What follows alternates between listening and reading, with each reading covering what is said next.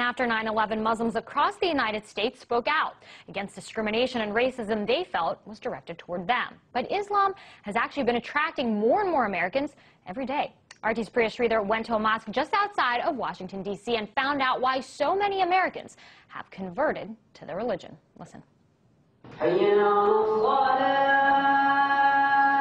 It's the call to prayer, and it's answered by more than 1 billion Muslims all over the world, including Caitlin Billings, a 22-year-old American who was raised Christian. I converted last year, the 1st of Ramadan. My mother, she was afraid that I was going to marry someone who would beat me.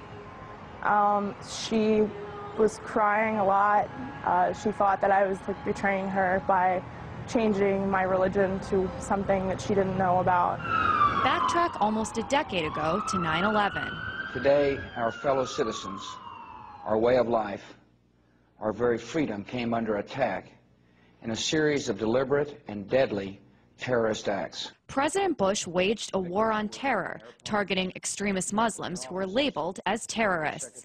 Many Americans, like Caitlin Billings, remember that time in the United States very well. I was 14 when September 11th happened, so I didn't really know what was going on, if that really was Islam. You know, people said it was, so I believed it just like everybody else. But as Billings got older, she decided to find out for herself. And her investigation led her to the Mustafa Center, a mosque just outside of Washington, D.C. that has become a haven for many Americans like Billings who have found Allah. A new poll found that almost 40% of Americans believe that Muslims should carry identification cards. Despite that, 20,000 Americans every year decide to convert to Islam. These converts say they don't regret their decision at all. It's a choice that they must think about every day. Around the world since 9/11, Muslims have battled bans of their religious clothing, profiling in airports, and discrimination in their everyday lives. People that I knew since I was very small think that I've changed personalities because of this. They don't see past the scarf.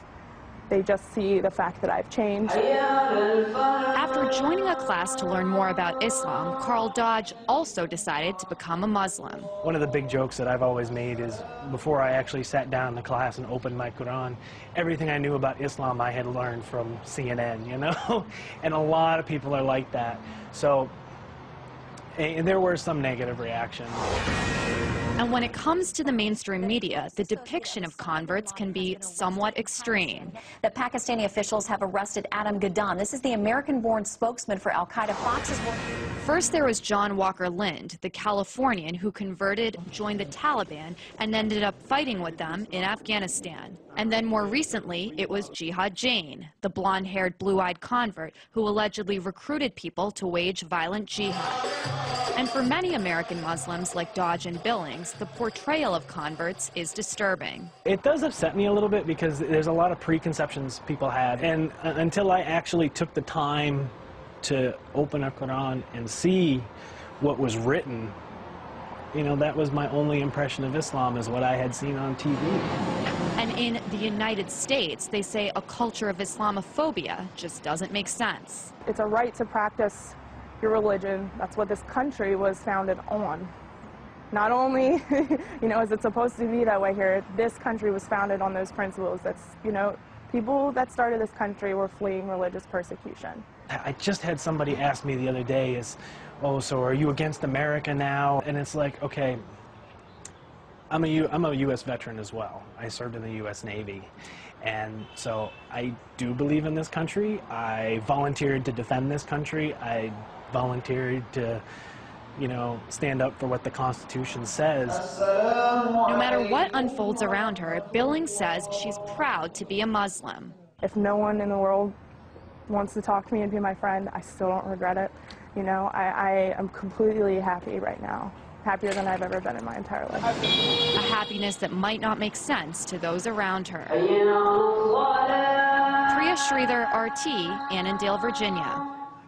And Priya joins me now for more. So Priya, how do the converts in your story, how do they feel about this whole, mosque controversy, the burning of the Quran? Because we talked about how Muslims all over the world feel about it, but what about those here in the United States, especially those who actually converted? I mean, they're angry about it just like most of the Muslims in the United States. And, for them, converting to this religion, they had to change their lifestyles a lot. They pray 5 times a day, as you saw in my story. They wear headscarves. So for them, because of all these transitions, they have grown into a community where most of their friends and their family members, a lot of them have married Muslims as well.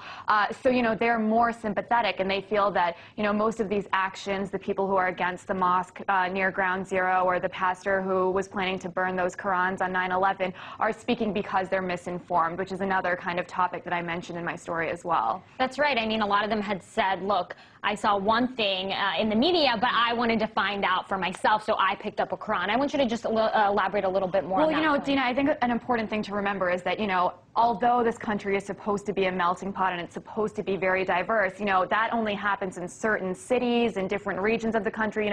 There are places in America where people literally have never met a Muslim person before, so their only kind of perceptions are shaped by the media and what they see on TV. It's just like the way people on the other side of the world have certain impressions of America because of what they see on TV. So for them, all they saw was these wars in the Middle East, these very extremist Muslim terrorist groups, and then, what the American media said about converts wasn't helpful as well. You saw Jihad Jain, you saw Adam Gadon. So their point is that there are very ordinary people who convert to Islam simply because they found this religion that they believe can give them hope, and, what everyone finds in whatever religion they have. And so they wish that there was more coverage of that kind of conversion as well. Definitely an interesting story. RT's Priya Sridhar there.